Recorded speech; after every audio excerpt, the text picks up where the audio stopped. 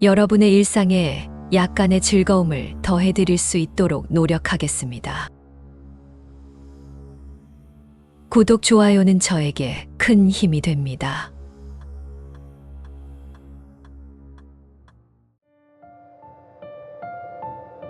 조선 중종시대 어느 평안도의 적막한 마을에는 젊은 선비가 있었습니다.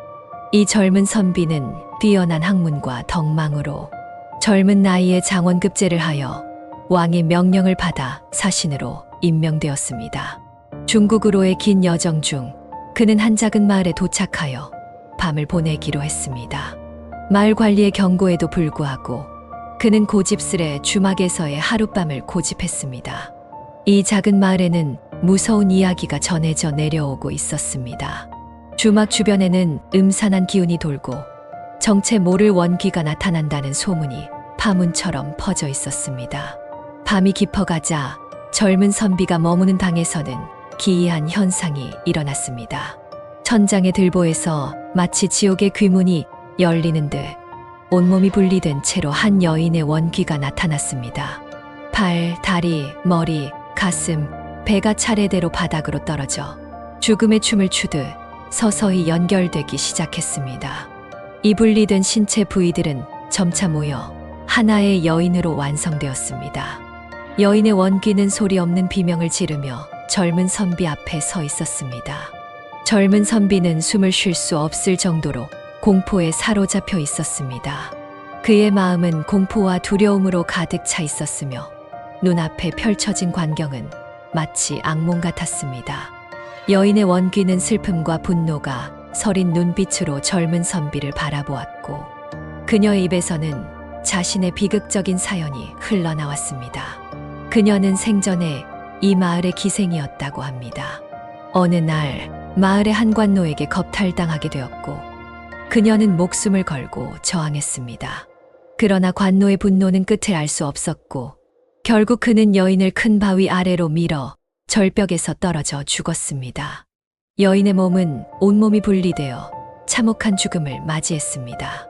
그녀의 원귀는 이 세상에 억울함과 분노를 가득 품고 주막을 찾는 이들에게 자신의 이야기를 전하고자 했습니다.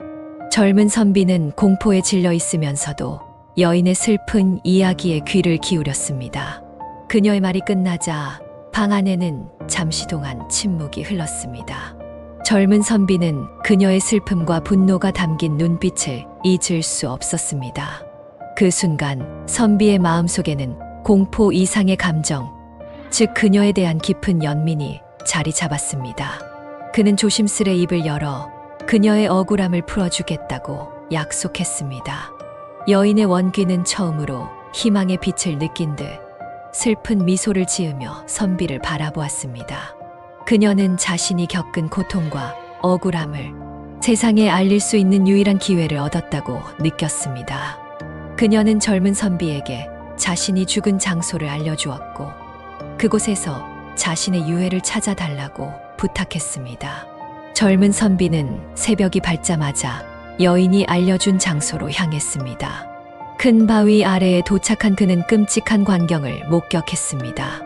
여인의 말대로 그녀의 유해는 여러 조각으로 나뉘어져 있었고 이는 그녀가 겪은 참혹한 죽음을 증명하고 있었습니다. 선비는 마을 사람들을 모아 그녀의 유해를 수습했고 마을 사람들과 함께 온전한 장례를 치르기 위해 부지런히 움직였습니다. 마을의 사람들은 처음에는 공포와 두려움에 휩싸여 있었지만 젊은 선비의 결단력 있는 행동에 조금씩 마음을 열기 시작했습니다. 선비는 마을의 장로와 더불어 여인의 영혼이 영원한 안식을 찾을 수 있도록 정성껏 장례 절차를 준비했습니다. 그들은 여인의 죽음이 주막과 마을에 드리운 어두운 그림자를 걷어내고자 했습니다. 장례식 날 마을 사람들은 조용히 모여 여인의 넋을 기렸습니다. 젊은 선비는 슬픔과 연민을 담아 조문의 말을 전하며 여인의 영혼이 평화를 찾기를 간절히 바랐습니다. 장례식이 끝난 후 선비는 마을의 장로들과 함께 여인을 죽음에 이르게 한관노를 찾아내기 위한 계획을 세웠습니다. 장례식이 끝나고 마을은 잠시 평화를 되찾은 듯 했으나 젊은 선비의 마음 한켠에는 여전히 해결되지 않은 문제가 남아 있었습니다. 그는 여인을 죽음에 이르게 한 관노를 찾아내 정의를 실현하기로 결심했습니다. 선비는 마을의 장로들과 함께 수많은 증언과 증거를 수집하기 시작했습니다. 그 과정에서 그들은 마을 사람들 사이에 숨겨진 두려움과 공포를 마주하게 되었고, 많은 이들이 관노의 잔혹한 행위에 대해 알고 있었으나 두려움 때문에 침묵했음을 알게 되었습니다. 젊은 선비는 마을 사람들을 독려하여 용기를 내게 했고, 결국 한 목격자가 나서서 관노의 악행에 대해 증언하기 시작했습니다. 그 증언은 마치 둑이 터진 듯 다른 목격자들도 하나둘씩 나서서 자신들이 알고 있는 이야기를 털어놓기 시작했습니다. 관노는 여인에게만 잔혹했던 것이 아니었습니다. 그는 오랜 기간 동안 마을 사람들에게 공포의 대상이었으며 여러 차례에 걸쳐 다른 이들에게도 해를 끼친 것으로 밝혀졌습니다. 선비와 마을 사람들의 노력으로 관노의 범행은 점점 명확해졌고, 마침내 그는 자신의 죄를 인정할 수밖에 없었습니다. 그러나 관노는 마지막까지 반성하는 기미를 보이지 않았습니다. 그의 무책임한 태도와 반성의 부재는 사람들의 분노를 더욱 부추겼습니다. 마을의 장로들과 선비는 조선의 법에 따라 관노에게 적절한 처벌을 내리기로 결정했습니다. 관노는 공개적으로 재판을 받았고 그의 범죄에 상응하는 처벌을 받게 되었습니다. 이로써 마을에는 진정한 의미에서의 정의가 실현되었습니다. 관노의 재판은 마을 광장에서 열렸으며 마을 사람들 모두가 그의 심판을 지켜보았습니다.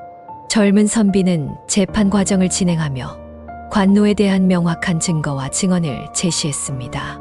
관노는 처음에는 자신의 죄를 부인하려 했지만 점점 그의 악행이 드러나자 결국 범행을 인정할 수밖에 없었습니다. 그는 여인을 비롯한 다른 피해자들에게 가한 잔혹한 행위를 모두 시인했습니다. 선비의 침착한 태도와 논리적인 주장은 모든 이들의 마음을 움직였고, 마을 사람들은 관노에 대한 엄중한 처벌을 요구했습니다. 재판은 관노에게 사형을 선고했고, 그의 처벌은 조선의 법률과 절차에 따라 진행되었습니다. 이 사건은 조선시대 법의 정의가 실현된 중요한 사례로 기록되었습니다. 관노의 처형 후 젊은 선비는 마을 사람들 앞에서 여인의 원귀에게 약속했던 것처럼 정의를 실현했다고 이야기했습니다. 그는 또한 이 사건을 통해 모든 이들이 정의와 진실의 중요성을 다시 한번 깨달을 수 있기를 바랬습니다. 선비의 이러한 행동은 마을 사람들에게 큰 감동을 주었고, 그는 마을의 영웅으로 추앙받게 되었습니다. 이후 선비는 중국으로의 여정을 계속했으며 그의 이야기는 마을뿐만 아니라 먼 곳까지 퍼져나갔습니다. 그가 마주한 어려움과 정의를 위해 싸운 이야기는 수많은 사람들에게 용기와 영감을 주었습니다. 마을에서는 그가 떠난 후에도 그의 정신을 기리기 위해 매년 추모 행사를 열었고, 그의 이야기는 세대를 거쳐 전해졌습니다. 젊은 선비의 이야기는 시간이 지나도 잊혀지지 않는 전설로 남았습니다. 그의 용기, 지혜, 그리고 정의에 대한 끊임없는 추구는 모든 이들에게 깊은 인상을 남겼고, 그의 이야기는 조선시대뿐만 아니라 현대에 이르기까지 많은 사람들에게 전해지고 있습니다. 젊은 선비와 여인의 슬픈 사연은 공포와 악에 맞서 싸우며 결국 사랑과 정의가 이길 수 있다는 희망의 메시지를 전하고 있습니다.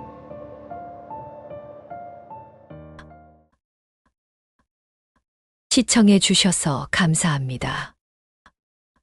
구독, 좋아요는 저에게 큰 힘이 됩니다.